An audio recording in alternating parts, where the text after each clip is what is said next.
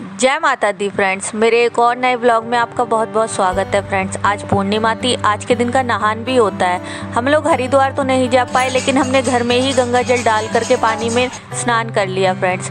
नहाने के बाद हम तीनों मंदिर गए, मंदिर में जा कर के दर्शन किए।